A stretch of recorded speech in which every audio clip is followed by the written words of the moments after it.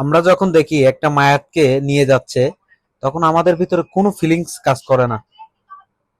তাকে কোথায় নিয়ে যাচ্ছে কোনো ফিকির নাই। তার জানাজার হবে কিছুক্ষণ পরে, এমন কোথায় জায়গায় নিয়ে যাচ্ছে, আর কখনো ফিরে আসবে না কখনো। চারপাশে মানুষ আসতেছে, অনেক মানুষ আসতেছে, জানাজারে শরিক হচ্ছে, জানাজা শেষ হবে,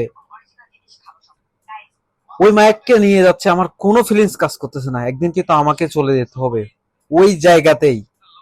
সেম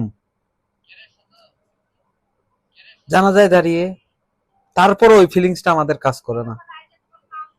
কালকে যে জানাজার আমার হবে, আমার হাতে মোবাইল, মোবাইল টিপায় ব্যস্ত, কথা বলায় ব্যস্ত, জ্বর হয়ে গল্প করতেছে, কত কিছু করতেছে, কিন্তু কোনো ফিলিংসই কাজ করতেছে না যে একদিন আমাকেও চলে যেতে হবে ওইখানেই।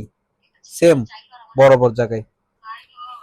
কিছু মানুষ অন্য মানুষের ভালো দেখতে পারে না।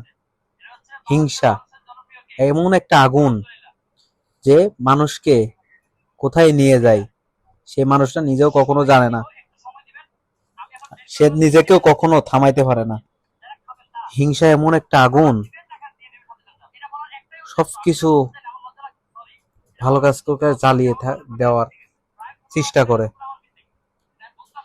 বারবার একটা কথা বলবো, আল্লাহ ছাড়া আমাদের কোনো আপন কেউ নাই।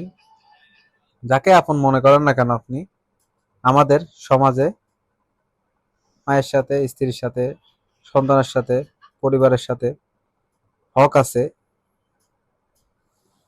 কিন্তু আপন বলতে কেউই নাই। সারা জীবন এক ওয়াক্ত নামাজও পড়লাম না, আমি কিসের মুসলমান? ব্যভিচারের দৃশ্য জীবন চলে, আমি কিসের মুসলমান? সারা দুনিয়া এক তো নামাজ পড়লাম না, আমি কিসের মুসলমান? আহ,